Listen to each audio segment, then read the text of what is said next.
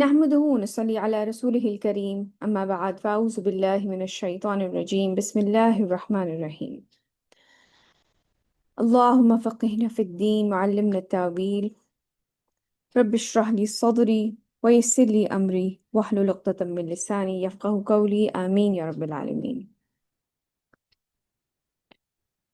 سورہ فصلت ہماری پچھلی کلاس میں شروع ہو گئی تھی، 25 آیتیں ہم نے اس کی کر لی تھی۔ انشاءاللہ کوشش کریں گے کہ آج ہماری مکمل ہو جائے۔ پچھلی جو ہم نے کلاس لی اس کی جو آخر کی خاص کر آیتیں تھی اس میں یہ تھا کہ انسان اس کی اپنے اعضاء جو ہیں، اس کے کان، اس کی آنکھیں، اس کی اپنی جلد جو ہے وہ اس شخص کے خلاف گواہی دیں گی کہ یہ شخص کیا کچھ اپنی زندگی کیسے گزارتا رہا ہے۔ آگے ہم سٹارٹ کرتے ہیں آیت نمبر 26 سے۔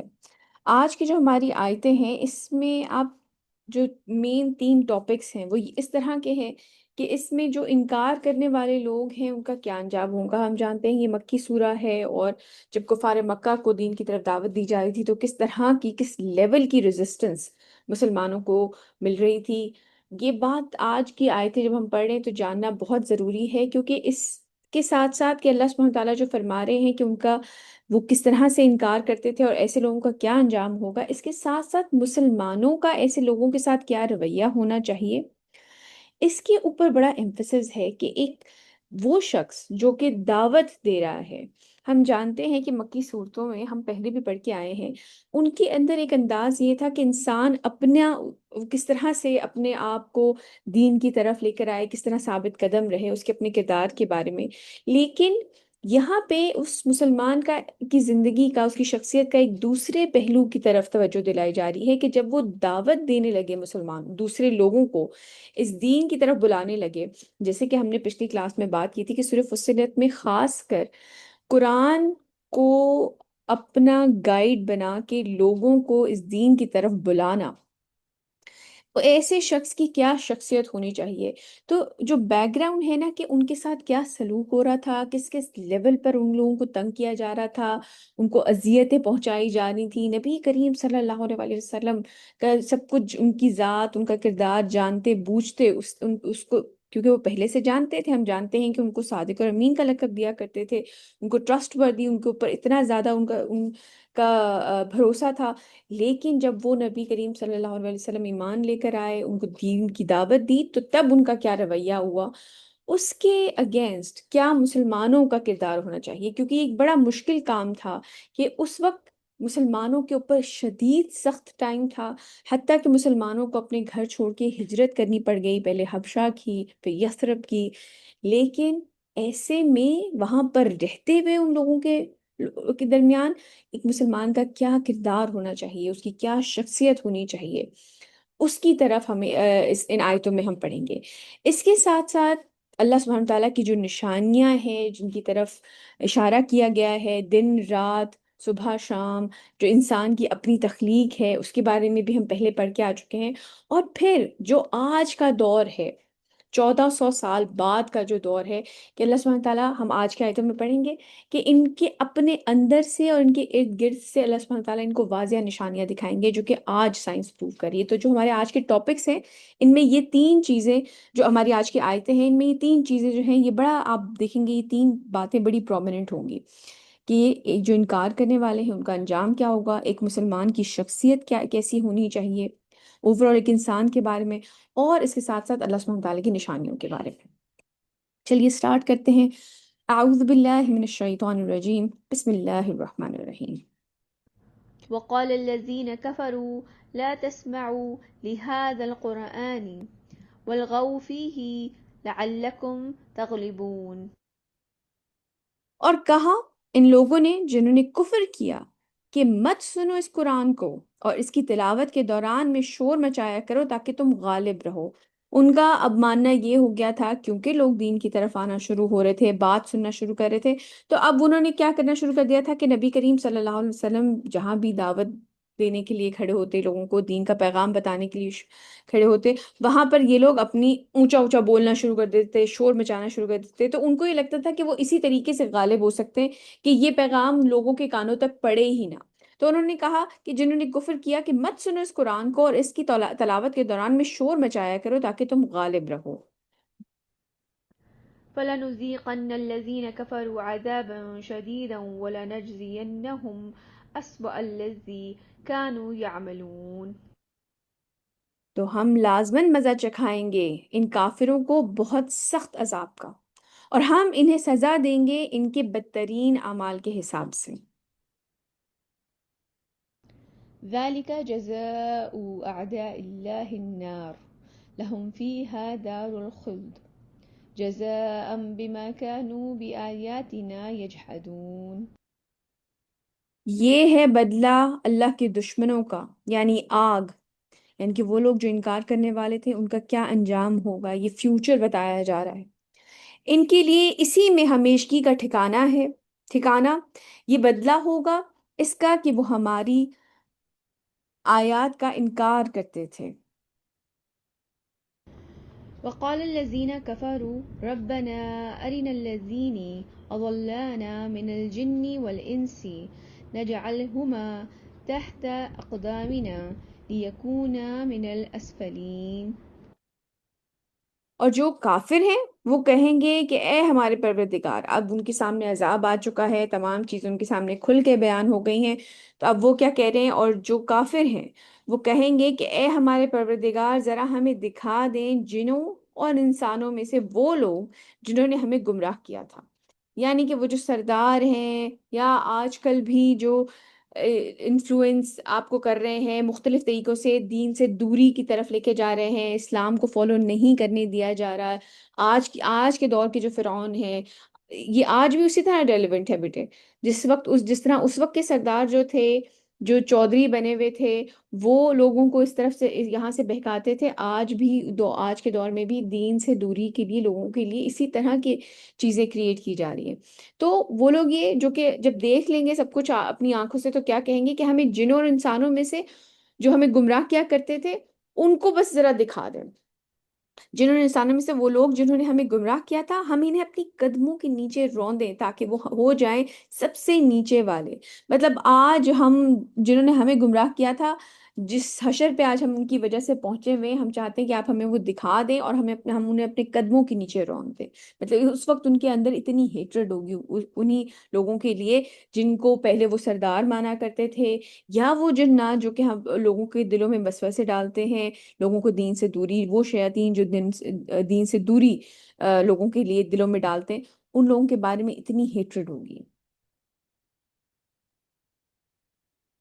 إن الذين قالوا ربنا الله ثم استقاموا تتنزل عليهم الملائكة ألا تخافوا ولا تحزنوا وأبشروا بالجنة التي كنتم توعدون۔ بے شک وہ لوگ جنہوں نے کہا کہ ہمارا رب اللہ ہے، پھر وہ اس پر ثابت قدم رہے۔ یہ بڑا بڑا امپورٹنٹ پوائنٹ ہے بیٹا۔ ایک یہ کہہ دینا لا الہ الا اللہ محمد رسول اللہ، یہ بڑا بہترین بہت بڑا کام ہے، لیکن یہ کام آسان ہے اس کے کمپیریزن میں کہ اس بات کے اوپر انسان ڈٹا رہے۔ یہ زیادہ مشکل ہے، کیونکہ ایک دفعہ جب آپ کلمہ پڑھ لیتے ہیں اس کا مطلب یہ ہے کہ اب آپ ان رولز کو فالو بھی کریں گے۔ اگر اللہ سبحانہ تعالیٰ کو انسان نے اپنا رب مان لیا ہے، ہم نے اپنا رب مان لیا ہے، تو اس کے اوپر قائم رہنا، ثابت قدم رہنا، ان رولز کو فالو کرنا، اللہ سبحانہ تعالیٰ کی قوانین کے اوپر ڈٹے رہنا، یہ زیادہ مشکل کام ہے، لیکن ان کے لیے ریوارڈ کیا ہے آپ دیکھیں۔ بے شک وہ لوگ جنہوں نے کہا کہ ہمارا رب اللہ ہے، پھر وہ اس پر ثابت قدم رہے، یہ زیادہ مشکل کام ہے لیکن وہ ثابت قدم رہے۔ ان پر فرشتوں کا نزول ہوتا ہے کہ آپ لوگ ڈرو نہیں اور غمگین نہ ہو اور خوشیاں مناؤ اس جنت کی جس کا تم سے وعدہ کیا جاتا رہا ہے۔ کچھ جو ایک میں تفسیر جن کی سن رہی تھی انہوں نے کہا کہ یہ جب انسان کی ڈیتھ کا ٹائم آتا ہے تب تو ظاہر سی بات ہے سب لوگ جانتے ہیں کہ فرشتے اترتے ہیں اور روح قبض کی جاتی ہے، اور طویل احادیث اس کے اوپر موجود ہیں. ہم نے پہلے بھی اس کے اوپر بات کی تھی کہ نیک لوگوں کی روح کیسے وہ فرشتے آ کے نکالتے ہیں، اور بد لوگوں کی روحیں جو ہیں وہ فرشتے کیسے آ کے نکالتے ہیں. تو اس کے اوپر تو پورا جو ہے موجود ہے. لیکن اس کے علاوہ بھی جیسے جنگ بدر کے موقع کے اوپر فرشتے اترے، تو وہ فرشتے جو ہیں وہ اترتے ہیں، نازل ہوتے ہیں ایسے لوگوں پہ جو کہ اس بات پہ ثابت قدم ہے، جو ایمان لے کر آئے اور اس بات پہ ثابت قدم ہے، ان کے اوپر بھی فرشتے اترتے ہیں. اور وہ انسانوں کو حوصلہ افزائی آپ سمجھ لیں ایک طرح سے ان کی کرتے ہیں. ان پر فرشتوں کا نزول ہوتا ہے کہ آپ لوگ ڈرو نہیں اور غمگین نہ ہو اور خوشیاں مناؤ اس جنت کی جس کا تم سے وعدہ کیا جاتا ہے رہا ہے. تو یہ بات یاد رکھیں کہ یہ ہمارے لیے بھی پوائنٹ بڑا امپورٹنٹ ہے کہ ایک تو ایمان لائیں اور پھر پہاڑ کی طرح اس ایمان پہ جمے رہنا، قائم رہنا اس بات پہ کہ جو اللہ تعالیٰ کے رولز ہیں ہم وہی فالو کریں گے، جو ایمان ہے پھر جو حق بات ہے ہم اسی کو فالو کریں گے. اور یہ کیسے ہو سکتا ہے بیٹے؟ کہ جب انسان دین سے جڑا رہے، اپنے آپ کو کنیکٹڈ رکھے کہ میں کیا کر رہا ہوں، اس چیز کو چیک میں رکھے. آپ کو یاد ہو ہم نے پچھلی کچھ کلاسز میں بڑی تفصیل سے اس کے بارے میں بات کی ہے کہ ہم اپنی زندگی کے ہر منٹ میں ڈیسیجنز لیتے ہیں، یا تو ہم جہنم کے قریب ہو جاتے ہیں یا ہم جنت کے قریب ہو جاتے ہیں. لیکن اپنی زندگی کے ہر معاملے میں ہم ڈیسیجنز لے رہے ہوتے ہیں مستقل، چھوٹی چھوٹی چیزوں کے اوپر ہمارا مستقل ایک سٹرگل چل رہی ہوتی ہے، ایک بیٹل چل رہی ہوتی ہے اپنے نفس کے اگینسٹ، ان شیطانی قوتوں کے اگینسٹ. لیکن ہم مستقل ڈیسیجنز لے رہے ہوتے ہیں اور ہم اپنے آپ کو اس یا تو جنت کے قریب کر رہے ہوتے ہیں یا دوزخ کے قریب کر رہے ہوتے ہیں. اس لیے ثابت قدم رہنا دین کے اوپر یہ بہت ضروری ہے. یہ جو بشارت ہے ان فرشتوں کی ان لوگوں کے لیے ہے جو کہ جم جاتے ہیں اپنے ایمان کے اوپر، جو ثابت قدم رہتے ہیں. تو ہمیں اپنے ایمان پر پہاڑ کی طرح جمے رہنا چاہیے، ثابت قدم رہنا چاہیے. توفیق اللہ سبحانہ تعالیٰ کی طرف سے، انسان اللہ سبحانہ تعالیٰ سے دعا کرتا رہے، ان سے مدد مانگتا رہے، لیکن اپنی نیت ہوگی تو یہ سب کچھ کرے گا نا. آگے چلتے ہیں. نحن أولياؤكم في الحياة الدنيا وفي الآخرة ولكم فيها ما تشتهي أنفسكم ولكم فيها ما تدعون. ہم ہیں تمہارے رفیق دنیاوی زندگی میں بھی اور آخرت میں بھی. یعنی کہ وہ فرشتے آ کے یہ کہتے ہیں کہ ہم دنیاوی زندگی میں بھی تمہارے دوست ہیں، رفیق ہیں، مددگار ہیں، اور آخرت میں بھی. اور تمہارے لیے اس جنت میں وہ سب کچھ ہوگا جو تمہاری جی چاہیں گے. ہم جانتے ہیں کہ جنت کے بارے میں کہ انسان جو چاہے گا اس کو اس دن ملے گا. اور تمہارے لیے اس میں وہ سب کچھ بھی ہوگا جو تم مانگو گے. ایک تو انسان کی اپنی، انسان کی خواہشات ہیں، اس کا اپنا نفس ہے. اللہ سبحانہ تعالیٰ جانتے ہیں کہ انسانوں کی اللہ تعالیٰ نے ہمیں بنایا ہے، ان سے بہتر کون جانتا ہے کہ ہماری ہر انسان کی کیا خواہشیں ہیں. تو ان تمام خواہشات کا تو وہ وہاں پر سارا بندوبست آلریڈی ہے ہی. اور اس کے علاوہ جو بھی انسان چاہے، جو بھی چیز منہ سے نکالے، وہ چیز مکمل ہو جائے گی. نزلا من غفور رحیم. یہ ابتدائی مہمان نوازی ہوگی. مطلب جو چیز انسان کا نفس چاہتا ہے، یہ تو بالکل شروع کی جو مہمان نوازی، یہ تو وہ ہے اس ہستی کی طرف سے جو غفور اور رحیم ہے. یعنی کہ انسان غلطیاں کرتا رہتا ہے، خطائیں کرتا رہتا ہے، لیکن معافی مانگتا ہے، پلٹتا ہے اپنے رب کی طرف سے. اور جب وہ اللہ سبحانہ تعالیٰ اس کو معاف کر دیتے ہیں، اس کی خطاؤں سے درگزر فرماتے ہیں، جب انسان اپنے آپ ریئلائز کرتا ہے کہ مجھ سے کیا کیا غلطیاں ہوئیں اور اس کے لیے توبہ کرتا ہے، اپنا عمل درست کرتا ہے، اللہ سبحانہ تعالیٰ اس کے لیے غفور الرحیم ہے. اور ان غفور الرحیم کی طرف سے کیا ہے؟ ابتدائی مہمان نوازی یہ ہے کہ جو انسان چاہے گا وہ ہوگا آلریڈی وہاں پر، اور اس کے علاوہ وہ جو کچھ مانگے. ومن أحسن قولا ممن دعا إلى الله وعمل صالحا وقال إنني من المسلمين. اور اس شخص سے بہتر بات اور کس کی ہوگی جو بلائے اللہ کی طرف اور وہ نیک عمل کرے اور کہے کہ میں مسلمانوں میں سے ہوں. کتنی زبردست بات ہے. یعنی کہ اللہ سبحانہ تعالیٰ کے نزدیک اس شخص سے بہتر بات کسی کی نہیں ہے جو کہ خیر کی طرف بلا رہا ہو، جو اللہ سبحانہ تعالیٰ کی دین کی طرف بلا رہا ہو اور نیک عمل خود بھی کرتا ہو. ایسے نہیں ہے کہ بس بلائے جا رہا ہے اور خود جو مرضی عمل کرتا رہے، نہیں. قول و فعل میں تضاد نہ ہو، اپنی طرف سے بہترین بات اللہ سبحانہ تعالیٰ کی طرف دعوت دے اور اپنی طرف سے بہترین عمل کرتا رہے. کوتاہیاں سب میں ہوتی ہیں، غلطیاں سب سے ہوتی ہیں. میں یہ بات اس لیے بار بار کہتی ہوں بیٹے، کیونکہ ہمارے ہاں ذہنوں میں ایک پرسیپشن یہ بن گئی ہے کہ بس جو پرفیکٹ ہے نا وہی دین کی بات کرے. پرفیکٹ صرف اللہ تعالیٰ کی ذات ہے. صرف جو نبی تھے نا وہ معصوم تھے، باقی ہم سب خطا کار ہیں. ہم سب خطا کار ہیں. اس لیے یہ بات بہت ضروری ہے کہ انسان جو ہے نا اپنی طرف سے 100% دے، لیکن یہ مت سمجھے کہ میں پرفیکٹ ہوں اور مجھ سے کوئی غلطی نہیں ہوگی، یا میں اس دین کی طرف نہیں بلا سکتی کیونکہ میں خود پرفیکٹ نہیں ہوں. پرفیکٹ صرف اللہ سبحانہ تعالیٰ کی ذات ہے. انہیں آپ کچھ شیئر کریں گی؟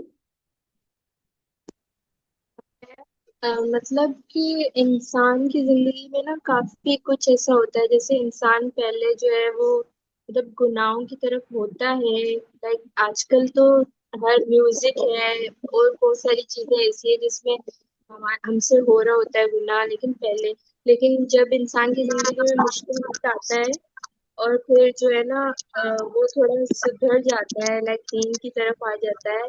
اور پھر اگر لوگوں کو کوئی اچھی بات بولتا ہے تو مطلب وہ ہمارا نا ماضی دیکھ کے آگے سے جواب دیتے ہیں، پہلے تم مطلب خود تو عمل کرو اس پہ، تم کیا تھی.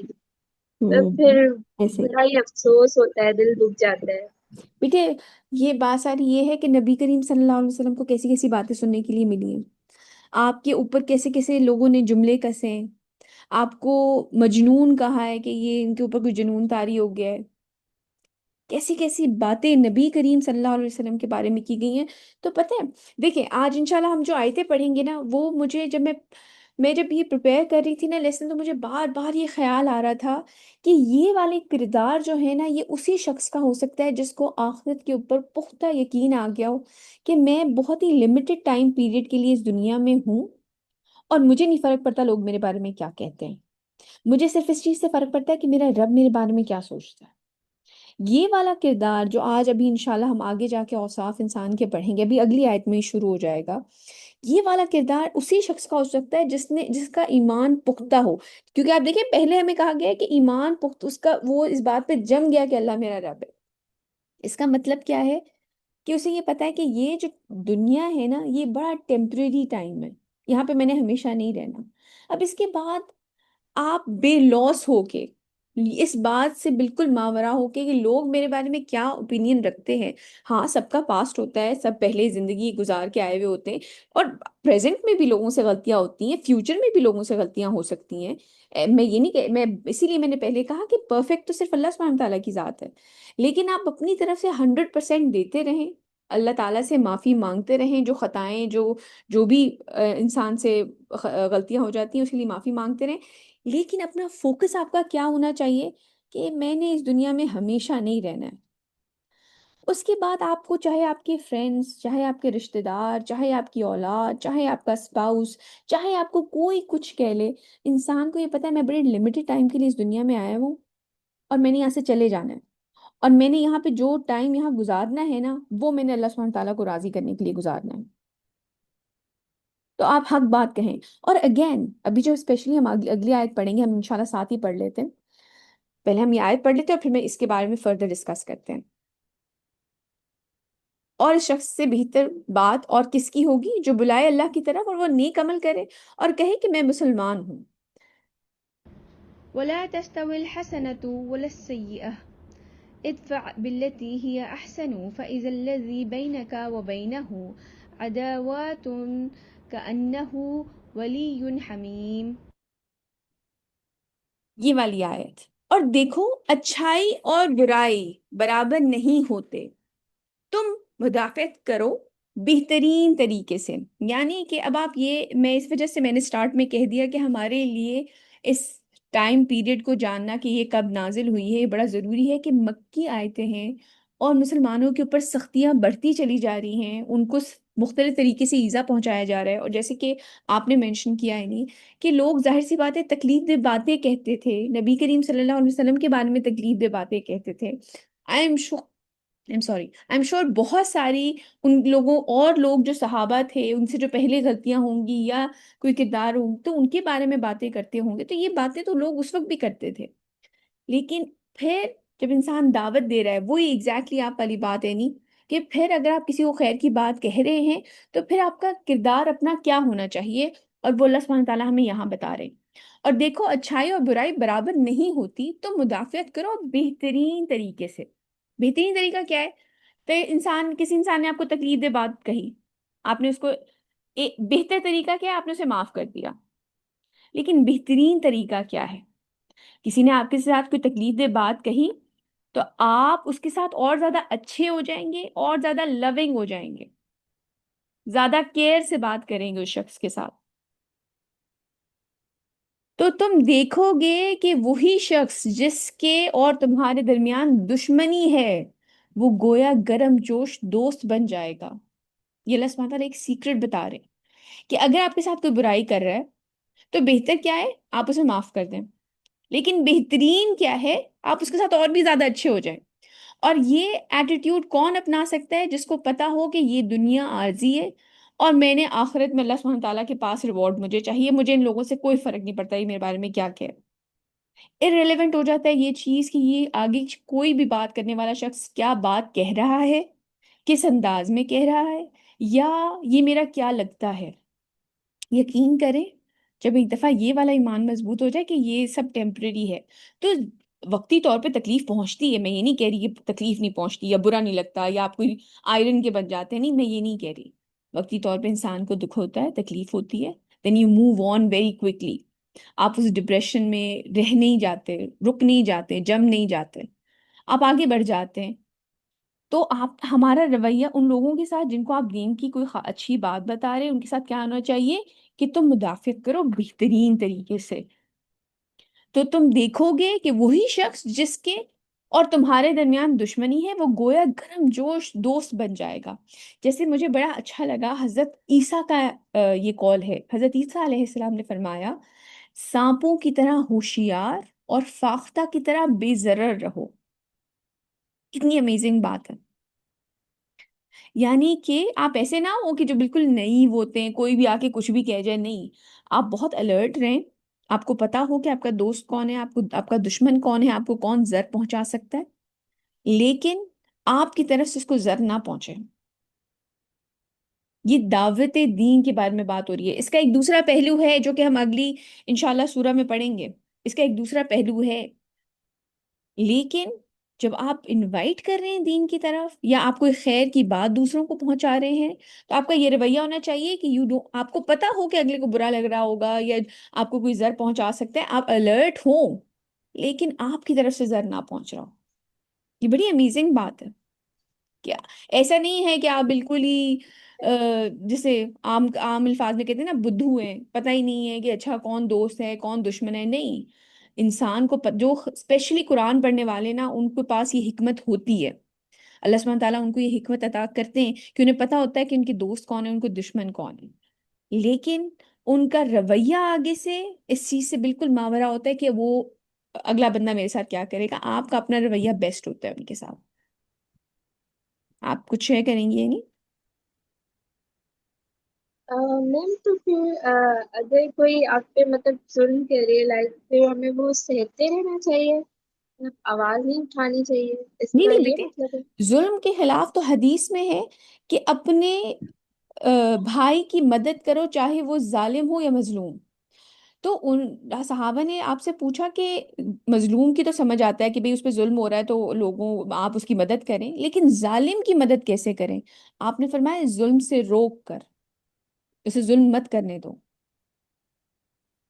تو میں یہ ہرگز نہیں کہہ رہی ہوں کہ انسان اپنے آپ کو بالکل ہی وہ ڈور میٹ بن جائے اور لوگ جو مرضی کریں. نہیں، آپ حق بات کہیں گے، اس کے بعد اگر کوئی آپ کو ریزسٹنس ملتی ہے اس پہ آپ صبر کریں گے، لیکن آپ حق بات سے ہٹیں گے نہیں اور نہ ہی آپ اس طرح سے ظلم برداشت کریں گے. ٹھیک ہے بیٹے، یہ پوائنٹ کلیئر ہو گیا؟ یس میم، جزاک اللہ میم. وہی کی آگے چلتے ہیں. تو اللہ سبحانہ تعالیٰ کیا فرما رہے ہیں کہ تم مدافعت کرو بہترین طریقے سے. آپ کو پتا ہو آپ کا دوست اور دشمن کون ہے، لیکن آپ کا رویہ یہ ہونا چاہیے کہ آپ بڑا اچھے طریقے سے بیہیو کریں ان کے ساتھ. تو پھر کیا ہوگا؟ اللہ سبحانہ تعالیٰ فرما رہے ہیں کہ وہ تمہارے بہترین دوست بن جائیں گے. مجھے شگفتہ آپ کی آواز نہیں آ رہی، آپ دوبارہ ٹرائی کریں گے؟ نہیں، میں آپ کو نہیں سن سکتی. آگے چلتے ہیں. وما يلقاها إلا الذين صبروا وما يلقاها إلا ذو حظ عظيم. اور یہ مقام نہیں حاصل ہو سکتا مگر انہی لوگوں کو جو بہت صبر کرتے ہوں، اور یہ نہیں دیا جاتا مگر انہی کو جو بڑے نصیب والے ہیں. آپ یہ دیکھیں کہ یہ والا ایٹیٹیوڈ وہی لوگ اچیو کر پاتے ہیں. یہ مقام نہیں حاصل ہوتا مگر انہی لوگوں کو جو بہت صبر کرتے ہیں. یہ کام آسان نہیں ہوگا، بڑا پیشنٹلی یہ کام کرنا ہوگا. اور اللہ سبحانہ تعالیٰ کیا فرما رہے ہیں؟ اور یہ نہیں دیا جاتا مگر انہی کو جو بڑے نصیب والے ہیں. تو ہمارے لیے خوش قسمت انسان کون ہوتا ہے؟ جو بڑا مالدار ہے، یا جو بڑا فیمس ہے، یا وہ اس کے پاس کوئی دنیاوی بہت ہی کوئی امیزنگ چیز ہے، تو ہمیں لگتا ہے وہ خوش قسمت ہے. حالانکہ اللہ سبحانہ تعالیٰ کیا فرما رہے ہیں کہ خوش قسمت کون ہے؟ جو صبر کرنے والا ہے، یا جن کے پاس یہ ٹریڈ ہے. وإما ينزغنك من الشيطان نزغ فاستعذ بالله إنه هو السميع العليم. اور اگر کبھی تمہیں شیطان کی طرف سے کوئی چونک لگنے لگے، یعنی کہ کوئی آپ کو ایسی کوئی بات، آپ کے دل میں کوئی ایسا وسوسہ آیا ہے، آپ کے دل میں کوئی ایسا خیال آیا ہے جو کہ شیطان کی طرف سے ہے، آپ کچھ نیگیٹو سوچ رہے ہیں، تو اللہ کی پناہ طلب کر لیا کرو فوراً. بندہ کیا کہ اعوذ باللہ، انسان کو احساس ہو جاتا ہے کہ جب کوئی نیگیٹو تھاٹ آئے آپ کے اندر، تو آپ کو فوراً آپ اللہ سبحانہ تعالیٰ کی پناہ طلب کریں. اللہ کی پناہ طلب کر لیا کرو، یقیناً وہی ہے سب کچھ سننے والا، سب کچھ جاننے والا. تو کیا ہمیں بتائے گئے ہیں اللہ سبحانہ تعالیٰ کی طرف سے کون ہے جو بڑے نصیب والے ہیں؟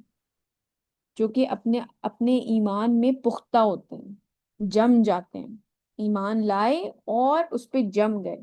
دوسرا، جو برائی کو نیکی سے دور کرتے ہیں، اور یہ دونوں کام آسان نہیں ہے. تو پھر کیا ہے؟ جو صبر کرتے ہیں. یہ وہ لوگ، یہ مقام نہیں عطا کیا جاتا، اللہ سبحانہ تعالیٰ فرما رہے، اور یہ نہیں دیا جاتا مگر انہی کو جو بڑے نصیب والے ہیں. تو اللہ سبحانہ تعالیٰ کے نزدیک جو نصیب کی ڈیفینیشن ہے، جو لکی انسان کی ڈیفینیشن ہے، وہ یہ تین چیزیں کہ وہ اپنے ایمان میں پختہ ہیں، جن میں اتنا پیشنس ہے کہ وہ برائی کو نیکی سے، بلکہ بہترین نیکی سے آپ یہ کہیے دور کرتے ہیں. اور پھر جب کوئی ان کے دل میں برا خیال آتا ہے تو وہ فوراً کیا کرتے ہیں کہ وہ اللہ سبحانہ تعالیٰ کی پناہ مانگتے ہیں.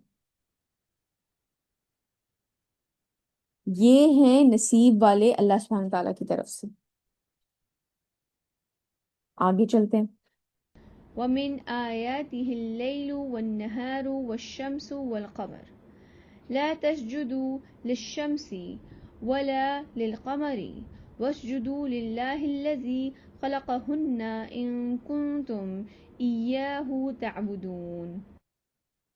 یہ آیت سجدہ ہے، سجدہ کر لیجئے.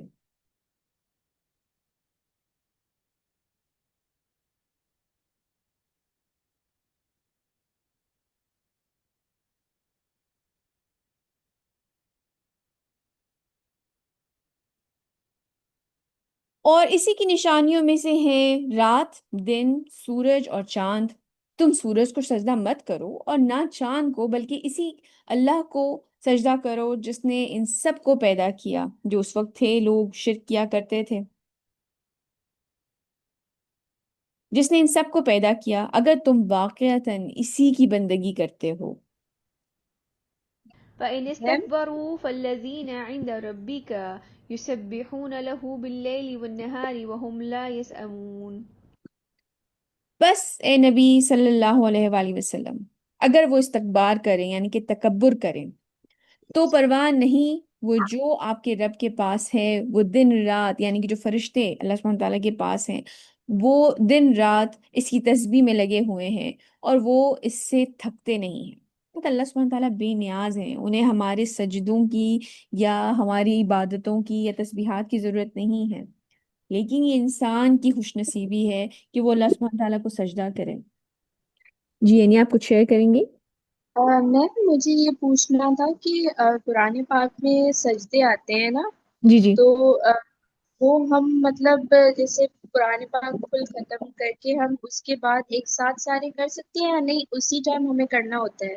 آئیڈیلی یہ ہے بیٹا کہ جب آپ آیت سجدہ سنیں تو اس وقت سجدہ کریں، کیونکہ آپ یہ دیکھیں نا کہ یہ آیت ہی اس طرح کی ہوتی ہے کہ اللہ تعالیٰ کو سجدہ کیا جائے۔ اگر آپ ہم اس کا میننگ پڑھ رہے ہوں تو آیت اس طرح سے ہوتی ہے کہ ان کا فوراً سجدہ کیا جائے، تو آئیڈیل یہی ہے کہ فوراً سجدہ کر لیا جائے۔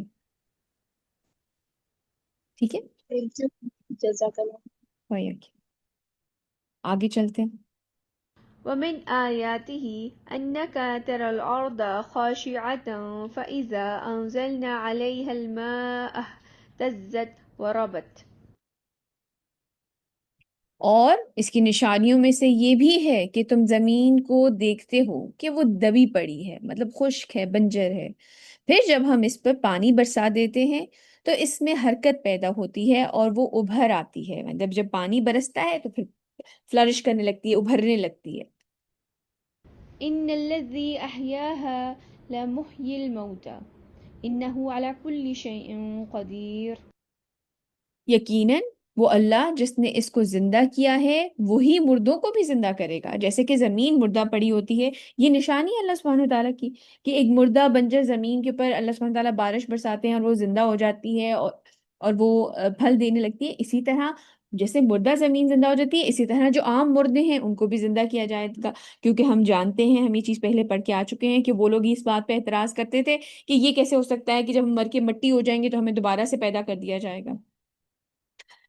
تو یقیناً وہ اللہ جس نے اس کو زندہ کیا ہے وہی مردوں کو بھی زندہ کرے گا، یقیناً وہ ہر چیز پر قادر ہے، بے شک۔ إن الذين يلحدون في آياتنا لا يخفون علينا أفمن يلقى في النار۔ جو لوگ ہمارے آیات کے بارے میں کج روی اختیار کرتے ہیں یعنی کہ ٹیڑھ ڈھونڈتے ہیں، اس کی ان آیتوں میں فلاز ڈھونڈتے ہیں، وہ ہم سے چھپے ہوئے نہیں ہیں۔ اللہ سبحانہ تعالیٰ سب کچھ جانتے ہیں، وہ سینوں میں چھپے ہوئے راز بھی جانتے ہیں۔ تو کیا وہ شخص جو آگ میں جھونک دیا گیا خير أم من يأتي آمنا يوم القيامة اعملوا ما شئتم إنه بما تعملون بصير۔ وہ بہتر ہے، یعنی کہ جو آگ میں جھونک دیا گیا وہ بہتر ہے، یا وہ کہ جو قیامت کے دن امن کی حالت میں آئے گا، سکون میں آئے گا، اس نے اپنی زندگی ایسے گزاری ہوگی جیسے اپنی اللہ سبحانہ تعالیٰ کی تابعداری میں اس نے زندگی گزاری ہوگی۔ تم کیے جاؤ جو بھی کرنا چاہتے ہو، وہ خوب دیکھ رہا ہے جو کچھ تم کر رہے ہو۔ إن الذين كفروا بالذكر لما جاءهم وإنه لكتاب عزيز۔ یقیناً وہ لوگ جنہوں نے اس یاد دہانی کا انکار کیا جبکہ یہ ان کے پاس آ گئی، انہیں معلوم ہونا چاہیے کہ بلا شبہ یہ ایک زبردست کتاب ہے۔ جیسے کہ ہم نے سورہ فصلت کے سٹارٹ میں ہی بات کی تھی کہ اس میں بار بار قرآن کی امپورٹنس اس سورہ کے اندر آئے گی کہ یہ ایک زبردست کتاب ہے، یہ نشانی ہے، یہ لوگوں کو انوائٹ کرنے کے لیے اس کتاب کو آپ یہ دیکھیں نا، کسی بھی ہمارے جو دین ہے اس میں انوائٹ کرنے کا جو اصل ذریعہ ہے وہ قرآن ہے، جو ہم دلیل ہے وہ قرآن سے پیش کرتے ہیں۔ تو قرآن ایک زبردست کتاب ہے، تو آپ یہ دیکھیں کہ اس کے لیے ہمیں کیا کرنا ہوگا کہ ہم قرآن سے خود کنیکٹ کریں تاکہ ہم لوگوں کو قرآن کے ذریعے سے دین کی طرف بلا سکیں۔ تو یقیناً وہ لوگ جنہوں نے اس یاد دہانی کا انکار کیا جبکہ یہ ان کے پاس آ گئی، انہیں معلوم ہونا چاہیے کہ بلا شبہ یہ ایک زبردست کتاب ہے۔ لا يأتيه الباطل من بين يديه ولا من خلفه تنزيل من حكيم حميد۔ ہم جانتے ہیں اس کتاب کے بارے میں آتا ہے کہ یہ اپنی حفاظت خود کرتی ہے، باطل اس پر حملہ آور ہو ہی نہیں سکتا، نہ اس کے سامنے سے اور نہ ہی اس کے پیچھے سے۔ مطلب آپ کو قرآن کے اندر کوئی ایسی چیز نہیں ملے گی جس کے اندر کوئی اختلاف ہو، جیسے کہ لوگوں کے بارے میں آپ نے اکثر پڑھا ہوگا کہ ہم جو تھے وہ قرآن کے اندر سے اس طرح کے چیزیں غلطیاں تلاش کرنے کی کوشش کرتے تھے، لیکن ہم قرآن پر ایمان لے آئے۔ اگر آپ دیکھیں جبکہ لوگ خاص کر جو کمپیریٹیو ریلیجنس کے اوپر بات کر رہے ہوتے ہیں، ان کا آپ یہ دیکھیں گے کہ وہ بائبل میں سے ہی نکال کر لوگوں کو، خاص کر کرسچینٹ میں نکال کے دکھائیں گے کہ دیکھیں شروع کے چیپٹرز میں یہ لکھا ہوا ہے اور آخر کے چیپٹر میں یہ لکھا ہوا ہے اور ان دونوں میں تضاد ہے، لیکن قرآن کے اندر کبھی آپ اس طرح کا تضاد نہیں پائیں گے۔ لوگوں نے باقاعدہ، ایسا نہیں ہے کہ لوگوں نے اس کے اوپر ریسرچ نہیں کی۔ آپ کو لگتا ہے کہ جو قرآن کے خلاف ہیں یا مسلمانوں کے خلاف ہیں، انہوں نے کبھی قرآن کو اس طریقے سے کوشش نہیں کی ہوگی کہ اس میں سے کوئی غلطی نکال دیں، لیکن آج تک کوئی غلطی نکال نہیں سکا اس میں سے۔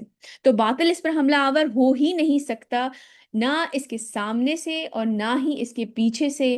اس کا اتارا جانا ہے ایک حکیم اور حمید ذات کی طرف سے، یعنی کہ جو قابل حمد ہے۔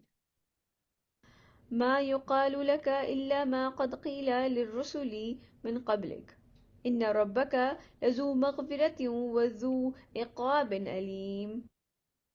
اے نبی صلی اللہ علیہ وسلم، نہیں کہا جاتا آپ سے مگر وہی کچھ جو آپ سے پہلے رسولوں سے کہا گیا تھا، یقیناً آپ کا رب مغفرت والا بھی ہے اور دردناک سزا دینے والا بھی۔ یعنی کہ جو نبی کریم صلی اللہ علیہ وسلم کا انکار کر رہے تھے، یہ کوئی نئی بات نہیں ہے۔ جو پہلے رسول پیغام لے کے آئے ہیں، جو قوموں کو تباہ کیا گیا ہے، وہ قومیں بھی اسی طرح کی باتیں کرتی تھیں، لیکن اللہ سبحانہ تعالیٰ بہت زیادہ مغفرت والے بھی ہیں اور دردناک عذاب دینے والے، دونوں چیزیں ان کے ہاتھ میں ہیں۔ اگر کوئی اس بات کو، اس پیغام کو مان لیتا ہے تو ان کے لیے مغفرت بھی ہے، اور جو اس کا انکار کرنے والے ہیں ان کے لیے دردناک سزا بھی ہے۔ ولو جعلناه قرآنا عجميا لقالوا لولا فصلت آياته أعجمي وعربي قل هو للذين آمنوا هدى وشفاء۔ اور اگر ہم نے اسے اجمی قرآن بنایا ہوتا تو یہ کہتے کہ اس کی آیات واضح کیوں نہیں کی گئی۔ ایک جگہ میں اس کی جو تفسیر تھی اس میں پڑھی تھی کہ انہوں نے اس وقت کچھ لوگ یہ بھی اعتراض کرتے تھے کہ یہ ایک معجزہ ہوتا کہ اس زبان کو کسی اور، اس قرآن کو کسی اور زبان میں نازل کیا جاتا اور نبی کریم عربی ہوتے تو ہم پھر مانتے کہ دیکھیں ایک یہ جو کہ کہیں باہر نہیں گئے، ان کو کوئی اور لینگویج نہیں آتی، لیکن یہ ایک ایسا قرآن نازل ہوا ہے ان کے اوپر، ایک ایسی کتاب نازل ہوئی ہے جو کسی اور زبان میں ہے اور یہ اس کو پڑھ رہے ہیں۔ تو اگر ہم، لیکن اس کا، اس اعتراض کا یا اس بات کا قرآن کیا جواب دے رہا ہے؟ اور اگر ہم نے اسے اجمی قرآن بنایا ہوتا تو یہ کہتے کہ اس کی آیات واضح کیوں نہیں کی گئی، یعنی کہ اگر کسی اور زبان میں ہوتا تب ان کا یہ اعتراض ہوتا۔ یعنی کہ جو اعتراض کرنے والے ہیں وہ کسی بات پر رکتے نہیں ہیں۔ تو اگر ہم نے اسے اجمی قرآن بنایا ہوتا، یعنی کہ غیر عربی زبان میں نازل ہوتا، تو یہ کہتے کہ اس کی آیات واضح کیوں نہیں کی گئی۔ کیا کتاب اجمی اور مخاطب عربی ہے، یعنی کہ عربی، یہ عربی بول رہے ہیں اور یہ جو ہے اصل کتاب جو ہے وہ کسی اور زبان میں ہے۔ تو یعنی کہ جو اعتراض کرنے والے ہیں نا، جو کجیاں تلاش کرنے والے ہیں، وہ کسی کروٹ نہیں بیٹھتے۔ اے نبی صلی اللہ علیہ وسلم، آپ کہیے کہ یہ ہدایت اور شفا ہے ان لوگوں کے لیے جو ایمان لائیں۔ یعنی کہ اگر تمہیں کوئی ایمان نہیں لا رہا ہے تو اس کو، وہ اس کے لیے نہیں ہے یہ کتاب۔ یہ کتاب اسی کے لیے ہے جو کہ ایمان لائے۔ یہ کتاب اس کے لیے ہدایت ہے، شفا ہے، جو اس پہ ایمان رکھتا ہو کہ ہاں یہ ہمیں شفا دے گی، ہاں یہ کتاب ہمیں ہدایت دے گی، یہ اسی کے لیے ہدایت ہے۔ باقی جو انسان جو مرضی سوچتا رہے، اپنی طرح سے جو مرضی دماغ میں گھڑتا رہے، یہ اس کو کیٹر نہیں کر رہی ہے۔ یہ کتاب اس کے کو کیٹر کر رہی ہے جو اس کے اوپر ایمان رکھتا ہے کہ یہ ایک بہت بڑی ذات کی طرف سے اتاری جانے والی ہدایت اور شفا ہے۔ تو بیٹے یہ بڑا امپورٹنٹ پوائنٹ ہے۔ کئی دفعہ ہم پڑھ رہے ہوتے قرآن میں ہدایت اور شفا صرف انہی لوگوں کے لیے جو ایکچولی مانتے ہیں اس بات کو کہ اس سے ہمیں ہدایت اور شفا ملے گی۔ اگر انسان خود ہی شک میں پڑا رہے گا تو پھر ایکسپیکٹ کس طرح کرے کہ یہ ہمارے لیے ہدایت اور شفا ہوگی، اگر آپ کو، آپ کے اپنے دل کے اندر شک و شبہات ہیں اس کے بارے میں۔ تو یہ یاد رکھیں کہ جو ایمان رکھتے ہیں نا اس کتاب کے اوپر، انہی کو اس سے ہدایت ملتی ہے اور شفا ملتی ہے۔ کیونکہ یہ اللہ کے ہاتھ میں ہے۔ آگے چلتے ہیں۔ والذين لا يؤمنون في آذانهم وقر وهو عليهم عمى أولئك ينادون من مكان بعيد۔ اور جو لوگ ایمان نہیں لاتے ان کے کانوں میں بوجھ ہے اور قرآن ان کے حق میں اندھا پن ہے، یعنی کہ یہ اندھیروں میں بھٹکتے ہیں۔ کہ قرآن میں ہم جانتے ہیں اللہ سبحانہ تعالیٰ فرماتے ہیں کہ ہم اسی سے گمراہ بھی کرتے ہیں لوگوں کو جن کے دلوں میں ٹیڑھ ہے۔ یہ وہ لوگ ہیں جو پکارے جاتے ہیں بہت دور کی جگہ سے، یعنی کہ ان کے اوپر کوئی اثر ہی نہیں ہو رہا ہوتا قرآن کا۔ ولقد آتينا موسى الكتاب فاختلف فيه ولولا كلمة سبقت من ربك لقضي بينهم وإنهم لفي شك منه مريب۔ اور ہم نے موسیٰ کو بھی کتاب دی تھی تو اس میں بھی اختلاف کیا گیا، یعنی کہ ان لوگوں نے جو ہے اس میں بھی اختلاف کیا تھا جو حضرت موسیٰ کو دیا گیا تھا۔ تو جو نبی کریم صلی اللہ علیہ وسلم کو کے بارے میں کہہ رہے ہیں یہ کوئی نئی بات نہیں ہے، اور ہم نے موسیٰ کو بھی کتاب دی تھی تو اس میں بھی اختلاف کیا گیا۔ اور اگر آپ کے رب کی طرف سے ایک بات پہلے سے طے نہ ہو چکی ہوتی تو ان کے مابین فیصلہ کر دیا جاتا، یعنی کہ ایک وقت مقرر تھا جو کہ ان کے اوپر آنا تھا، اور یقیناً وہ اس کے بارے میں خلجان انگیز شک میں مبتلا ہیں، یعنی کہ ان لوگوں کو سمجھ نہیں آ رہی یہ چیز۔ من عمل صالحا فلنفسه ومن أساء فعليها وما ربك بظلام للعبيد۔ جو کوئی نیک عمل کرتا ہے تو اپنی ہی لیے کرتا ہے، اور جو کوئی برا کام کرتا ہے تو اس کا وبال اسی پر آئے گا، اور آپ کا رب کچھ بھی ظلم نہیں کرنے والا نہیں ہے اپنے بندوں کے حق میں۔ یہ ایک بڑا امپورٹنٹ پوائنٹ ہے بیٹا، اور یہ ایک سوچ ہے، یہ ایک مینٹیلٹی ہے۔ ہمیں لگتا ہے ہم کوئی اچھا کام کر رہے ہیں، نیک کام کر رہے ہیں تو ہم بڑا کسی کے اوپر احسان کر رہے ہیں، یا اگر ہم کوئی برائی سے روکا ہوا ہے ہم نے اپنے آپ کو، یا اپنے آپ کو خود کسی برے کام میں ملوث نہیں کر رہے ہیں تو ہم کسی کے اوپر احسان کر رہے ہیں، یا اگر ہم نے کسی کا مال نہیں کھایا ہے تو ہم نے بڑا کوئی احسان کیا ہے۔ حالانکہ اللہ سبحانہ و تعالیٰ ہمیں یہ ہمارے اندر یہ سوچ ڈیولپ کر رہے ہیں کہ جو کوئی نیک عمل کرتا ہے تو اپنے ہی لیے کرتا ہے، اور جو کوئی برا کام کرتا ہے تو اس کا وبال اسی پر آئے گا۔ یہ ایک سوچ ہے جو کہ ہمیں ڈیولپ کرنی چاہیے۔ ہمارے معاشرے میں انفارچونیٹلی یہ سوچ ڈیولپ ہوتی چلی جا رہی ہے کہ اگر ہم نے کوئی نیکی کی ہے، کوئی نماز پڑھنے کھڑا ہو گیا نا تو واہ میں نے تو بڑا کمال کر دیا، یا دیکھو میں کتنی نیک ہوں، یا اگر دیکھو میں نے اس کے ساتھ برا نہیں کیا ہے نا، یا میں نے اس کے خلاف اگر گواہی نہیں دی ہے یا ایسی کوئی بات نہیں کی ہے تو دیکھو میں کتنی نیک ہوں۔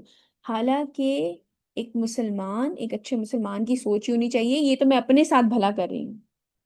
اگر آپ اپنے والدین کے ساتھ نیک سلوک کر رہے ہیں تو آپ ان کے ساتھ بھلائی نہیں کر رہے، وہ تو دنیاوی طور پہ آٹومیٹکلی ان کے ساتھ کوئی آپ نے خیر کی ہے، لیکن اصل زندگی جو ہے نا، جو ہمیشہ کی زندگی ہے، اس میں آپ نے اپنے ساتھ بھلائی کی ہے۔ آپ کے پاس آپشن نہیں ہے اپنے کسی رحمی رشتہ دار کے ساتھ برائی کرنے کا، یا کوئی بھی انسان کے ساتھ آپ کوئی اس کا حق مار لے، آپ کے پاس یہ آپشن نہیں ہے۔ آپ دنیاوی طور پہ حق مار سکتے ہیں لیکن اصل میں تو وبال آپ کی اپنی جان پر آئے گا اس کا۔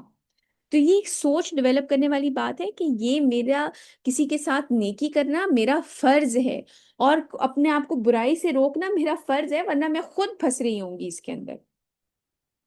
یہ ایک سوچ ہے جو کہ ڈیولپ کرنے والی ہے۔ حالانکہ ہم اس کے بالکل اپوزٹ سوچتے ہیں، ہمیں لگتا ہے نیکی کی ہے تو بڑا کوئی کمال کر دیا، اور اگر کسی کے ساتھ برائی نہیں کی ہے نا تو اس کے اوپر احسان کر دیا ہے۔ احسان انسان نے اپنی ذات پہ کرتا ہے، اگر وہ نیک عمل کر رہا ہے کسی کے ساتھ تو اپنی ذات پہ احسان کر رہا ہے، اگر اس کے ساتھ برائی نہیں کر رہا ہے تو وہ اپنی ذات پہ احسان کر رہا ہے۔ آگے چلتے ہیں۔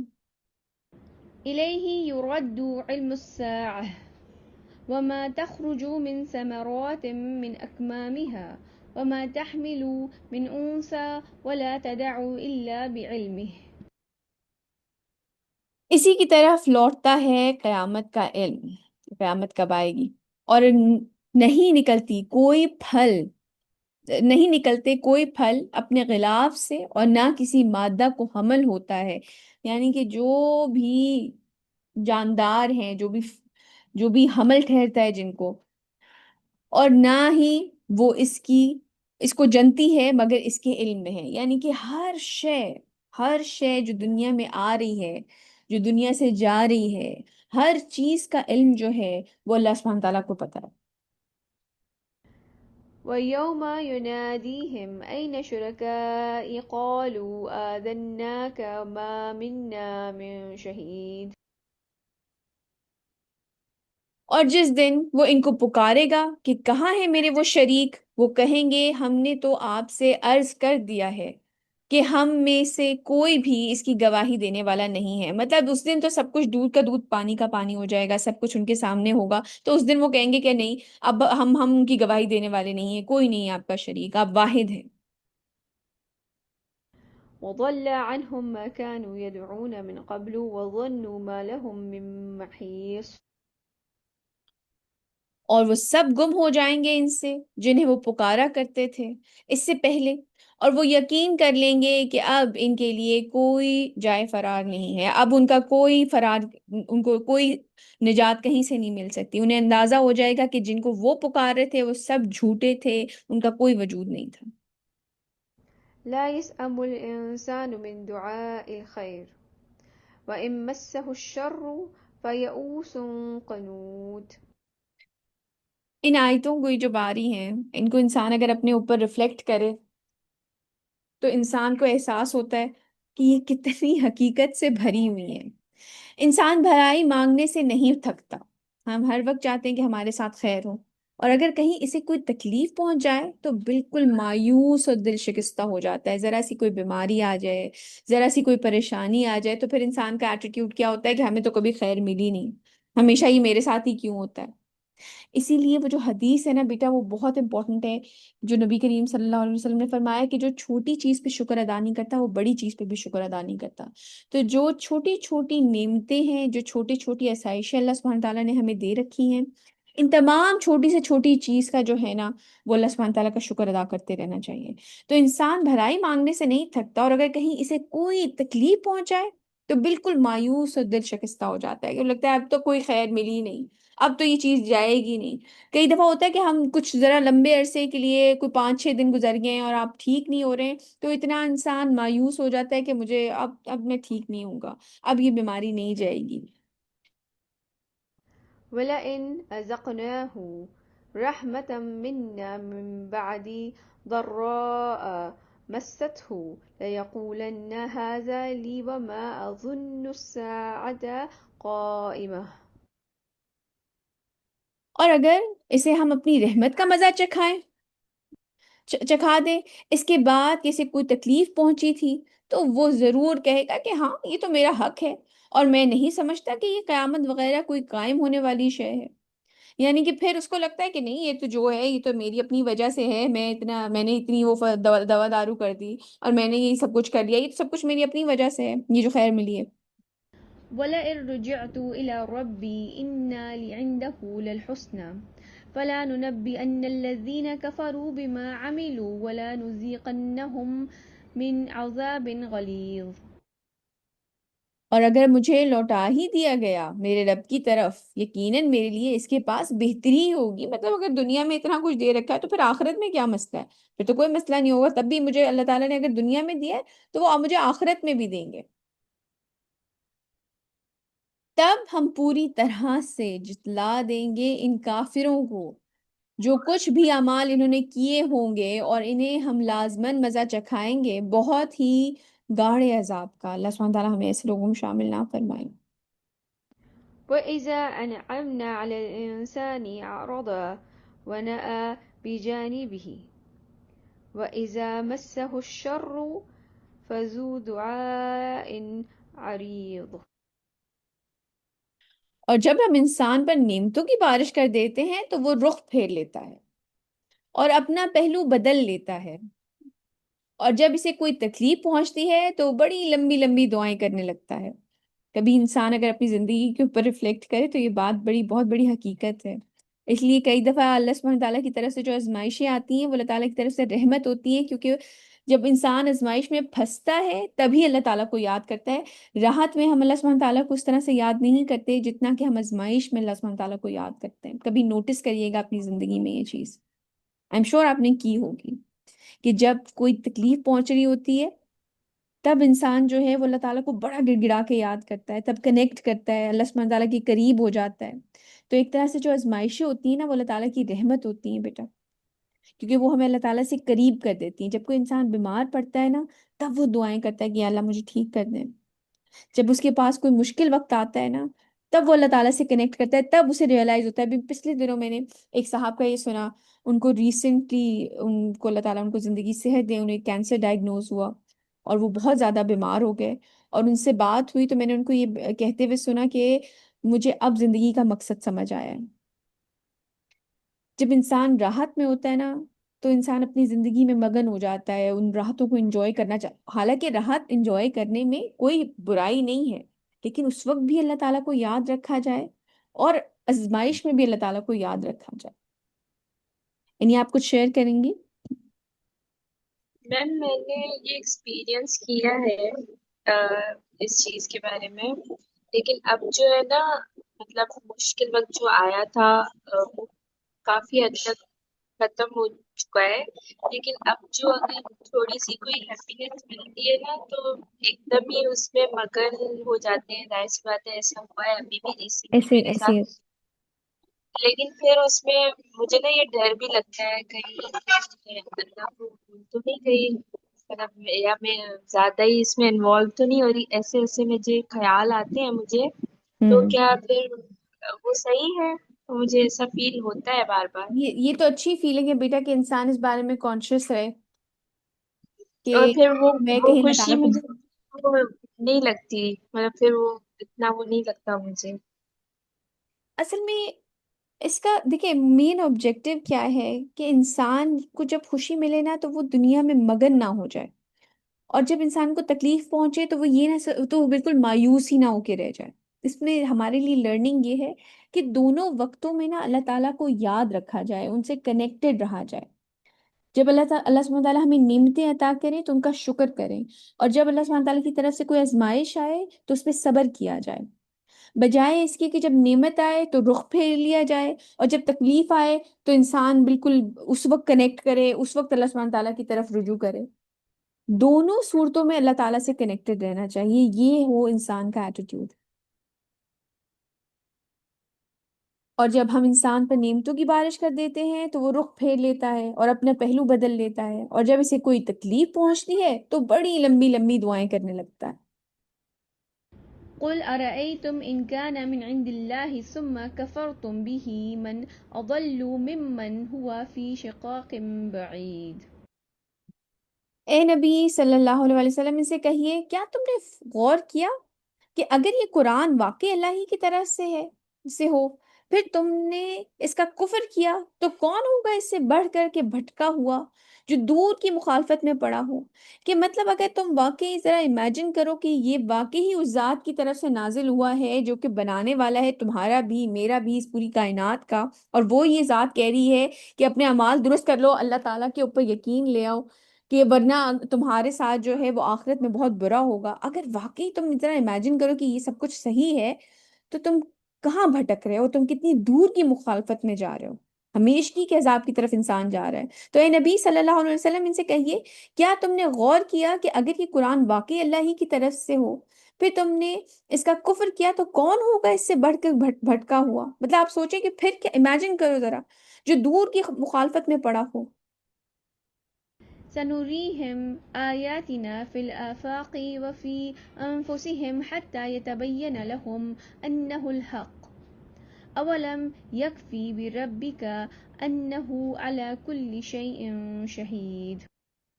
یہ وہ آیتیں تھیں جن کے بارے میں شروع میں بات کر رہی تھی کہ اللہ سبحانہ تعالیٰ نے جو اس طرف انوائٹ کیا جا رہا ہے اب 1400 سال پہلے، جو اگر آپ یہ آیتیں پڑھیں کہ عنقریب ہم انہیں دکھائیں گے اپنی نشانیاں آفاق میں بھی، یعنی کہ جو زمین ہے، آسمان ہے، کائنات ہے، اس میں بھی، اور ان کی اپنی جانوں کے اندر بھی، یعنی کہ انسان کی جو باڈی ہے جس طرح سے وہ آج سائنس جو ہے، جس طرح سے بایولوجی، جس طرح سے انسان آج سائنس ایوالو ہو رہی ہے، تو عنقریب ہم انہیں دکھائیں گے اپنی نشانیاں آفاق میں بھی اور ان کی اپنی جانوں کے اندر بھی، یہاں تک کہ ان پر واضح ہو جائے گا کہ یہ قرآن حق ہے۔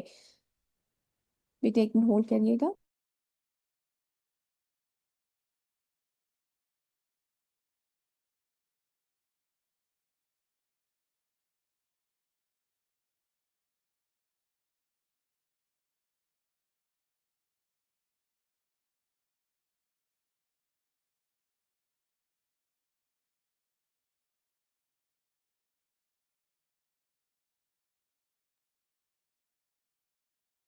عنقریب ہم انہیں دکھائیں گے اپنی نشانیاں آفاق میں بھی، یعنی کہ جو اللہ سبحانہ تعالیٰ کی طرف سے جو یہ کائنات ہے، یہ زمین ہے یا آسمان ہے، ان میں بھی، اور ان کے اپنی جانوں کے اندر بھی، یہاں تک کہ ان پر واضح ہو جائے گا کہ یہ قرآن حق ہے۔ کیا یہ بات کافی نہیں ہے کہ آپ کا رب ہر چیز پر گواہ ہے؟ یہ چیز 1400 سال پہلے انسان اگر دیکھ سکتا تھا تو اپنی نیکڈ آئی سے، مطلب اپنی آنکھوں سے جو بھی وہ ساری چیزوں کو ایکسپلور کر سکتا تھا، ستارے وغیرہ دیکھ سکتا تھا، لیکن اپنی آنکھ سے دیکھ سکتا تھا۔ لیکن اب جو یہ ریسنٹ ڈیولپمنٹ ہو رہی ہے، جو سائنس کے اندر ہو رہی ہے، جس طریقے سے انسان آج کائنات کو آبزرو کر رہا ہے، کب پہلے کہا گیا تھا کہ جی سورج جو ہے وہ موو کر رہا ہے، زمین ساکت ہے، لیکن پھر نہیں، احساس ہوا کہ زمین جو وہ سورج ساکت ہے اور زمین موو کر رہی ہے، اور پھر آج پتہ چل رہا ہے کہ ہر چیز حرکت میں ہے، یہ پوری گیلیکسی موو کر رہی ہے۔ تو جس طریقے سے سائنس آج ایوالو ہو رہی ہے، تو مسلمانوں کا اس کے اوپر بہت زیادہ کام کرنا بنتا ہے۔ اس کی یہ وہ آیتیں ہیں جو کہ اللہ سبحانہ تعالیٰ فرما رہے ہیں کہ تمہارے ارد گرد بھی ان قریب ہم انہیں دکھائیں گے۔ تو آج وہ وقت آپ یہ دیکھیں کہ سائنس جس طرح سے ایکسپلور کر رہی ہے، وہ وقت آ گیا ہے، اور ابھی بھی بہت ساری ایسی چیزیں ہیں جو کہ متشابہات میں سے ہیں، جس میں انسان آج تک نہیں پہنچ سکا، لیکن بہت ساری ایسی چیزیں ہیں جو کہ آج انسان ریلیٹ کر پاتا ہے۔ ایک انسٹاگرام پہ ایک پیج ہے اس حلال ریسرچ کے نام سے، اس میں انہوں نے وہ ایسے ایسے سائنٹیفک فیکٹس قرآن سے لے کر بتاتے ہیں کہ انسان کی عقل دنگ رہ جاتی ہے۔ تو عنقریب ہم انہیں دکھائیں گے اپنی نشانیاں آفاق میں بھی اور ان کی اپنی جانوں کے اندر بھی، یہاں تک کہ ان پر واضح ہو جائے گا کہ یہ قرآن حق ہے۔ کیا یہ بات کافی نہیں ہے کہ آپ کا رب ہر چیز پر گواہ ہے؟ تو آج انسان کی باڈی جیسے ایکسپلور ہو رہی ہے، انسان کے ارد گرد کی جو پوری کائنات ہے، جو زمین ہے، جو زمین کے ذرات ہیں، جو پلانٹس ہیں، جانور ہیں، جو گیلیکسیز ہیں، جس طرح سے ایکسپلور آج ہو رہی ہیں، تو اللہ سبحانہ تعالیٰ وہ دکھا رہے ہیں نشانیاں انسان کو۔ ألا إنهم في مرية من لقاء ربهم ألا إنه بكل شيء محيط۔ آگاہ ہو جاؤ، یہ لوگ اپنے رب کے ساتھ ملاقات کے متعلق شک میں پڑے ہوئے ہیں، انسان کو سمجھ نہیں آ رہا، اور آج کا انسان مجھے لگتا ہے اور بھی زیادہ اس بات کے بارے میں ہے کہ دنیاوی مٹیریل چیزوں کے اوپر ہمارا پورا فوکس ہے، لیکن ہم آخرت کے بارے میں بالکل بھولے ہوئے ہیں، ہوگی نہیں ہوگی، کس نے دیکھا ہے، کسی نے آ کے نہیں بتایا کہ یہ ہوگا کہ نہیں ہوگا۔ تو آگاہ ہو جاؤ، یہ لوگ اپنے رب کے ساتھ ملاقات سے متعلق شک میں پڑے ہوئے ہیں، آگاہ ہو جاؤ، بے شک وہ ہر چیز کا احاطہ کیے ہوئے ہیں۔ مطلب جن کو جو یہ شک میں پڑے ہوئے ہیں نا، وہ یہ جان لیں کہ اللہ سبحانہ تعالیٰ ہر چیز کو گھیرے میں لیے ہوئے ہیں، ہر چیز کا احاطہ اللہ سبحانہ تعالیٰ نے کیا ہوا ہے۔ اللہ سبحانہ تعالیٰ ہمیں ایسے لوگوں میں شامل فرمائے جن میں وہ کردار، وہ چیزیں ہوں جو کہ آج کی آیتوں میں اللہ سبحانہ تعالیٰ نے ہمیں منشن کی، کہ ہمارے اندر پختہ ایمان بھی ہو، اللہ سبحانہ تعالیٰ ہمیں جمائے رکھیں اپنے ایمان کے اندر، اور ہم خاص کر دعوت کے، اگر آپ دین کی طرف دعوت دے رہے ہیں، یہ ایک پہلو ہے اگین، کیونکہ آگے جا کے اور ہم جانتے بھی ہیں وہ بھی آیتیں آئی ہیں جبکہ کھلے عام ان سے کہا گیا ہے کہ وہ لوگ جو کہ آپ کے ساتھ جنگ کر رہے ہیں، اسلام کے خلاف جنگ کر رہے ہیں، ان کے ساتھ فائٹ والے بھی ہم آیتیں پڑھ کے آ چکے ہیں، اب آگے بھی پڑھیں گے۔ لیکن ایک یہ پہلو بھی ہے کہ جب آپ دعوت دے رہے ہیں جیسے کہ مکے میں تھا، تو پھر آپ کا رویہ کیا ہونا چاہیے کہ آپ اور بھی زیادہ اچھے ہو جائیں ان کے ساتھ۔ تو اللہ سبحانہ تعالیٰ ہمیں ایسے لوگوں میں شامل فرمائے جن میں یہ ساری خصوصیات جو کہ اللہ تعالیٰ کو پسند ہے وہ موجود ہوں۔ تو آج کا ہمارا سبق یہیں تک، آج کے ہم اپنے کی ایکشن دیکھ لیتے ہیں۔ سورہ فصلت الحمدللہ ہماری مکمل ہو چکی ہے۔ تو پہلی بات جو ہم نے لیسن ہمارا تھا وہ یہ تھا کہ ہمیں اپنے ایمان پر پہاڑ کی طرح جمے رہنا چاہیے۔ اللہ تعالیٰ پہ ایمان لائے انسان اور اس کے اوپر ڈٹ جائے، جم جائے، اپنی پوری جتنی بھی اس کی صلاحیتیں ہیں نا، آپ کو یہ پتا ہونا چاہیے، ہمیں یہ پتا ہونا چاہیے بیٹے کہ اللہ سبحانہ تعالیٰ نے اگر کسی خاص چیز کے بارے میں جو ہم اپنی زندگی میں کام کر رہے ہیں، اگر انہوں نے اس کے بارے میں یہ حکم دے دیا نا، ہم نے اس باؤنڈری کو کراس نہیں کرنا، حتیٰ کہ ہم نے اس باؤنڈری کے قریب بھی نہیں جانا، یہ اللہ تعالیٰ کی مقرر کردہ حدود ہے، ان کے قریب بھی مت جاؤ۔ دوسری بات جو کہ حضرت عیسیٰ کا قول تھا کہ آپ علیہ السلام نے فرمایا سانپوں کی طرح ہوشیار اور فاختہ کی طرح بے ضرر رہو. انسان کو نئیب نہیں ہونا ہے کہ جی پتہ ہی نہیں ہے، بدھو ہے، کچھ پتہ ہی نہیں ہے. یہ ایک مسلمان کا نہیں ہے کردار، یہ ایک مومن کا کردار نہیں ہے. مومن کا کردار یہ ہونا چاہیے کہ اسے پتہ ہو، وہ الرٹ ہو، اسے اپنے ارد گرد کے جو بھی خبر ہے وہ پورے طریقے سے اسے پتہ ہو کہ کون شخص اس کا دوست ہے، کون دشمن ہے، کون کیا سوچ رہا ہے، اپنی انڈیویجول لیول پر بھی اور مسلمانوں کے اجتماعی لیول پہ بھی، کہ کون سے ملک پاکستان کے میں بھی یا ارد گرد کے جتنے بھی مسلمان ممالک ہیں، کون ان کا ہمدرد ہے، کون ان کا ہمدرد نہیں ہے. یہ تمام چیزوں کے معاملے میں انسان کانشیس رہے، لیکن آپ فاختہ کی طرح بے ضرر بھی ہوں، کہ آپ کی طرف سے کسی کے اوپر زیادتی نہ ہو رہی ہو. اور اس کے ساتھ ساتھ اللہ سبحانہ تعالیٰ کے نزدیک جو بڑے نصیب والے ہیں وہ کون ہیں؟ جو اپنے ایمان پہ پختہ ہیں، جو برائی کو بہترین نیکی سے دور کرتے ہیں. اور اللہ سبحانہ تعالیٰ فرما رہے ہیں یہ نصیب والے ہیں. یہ مقام کون حاصل، عام شخص یہ مقام حاصل نہیں کر سکتا، کیونکہ یہ چھوٹی چیزیں نہیں ہیں. پختہ رہنا ایمان پر اور برائی کو بہترین طریقے سے دور کرنا، اس کے لیے بہت زیادہ صبر چاہیے. اور اللہ سبحانہ تعالیٰ فرما رہے ہیں کہ جو یہ چیزیں اچیو کر لیتا ہے، یہ وہی لوگوں کو نصیب، یہ بڑے نصیب والوں کو چیزیں ملتی ہیں. اور اگر کوئی کسی کے اوپر کوئی برا کسی کو خیال آ جاتا ہے، شیطان کی طرف سے کوئی ایسی بات اس کے ذہن میں آ جاتی ہے، تو وہ فوراً کہتے ہیں اعوذ باللہ.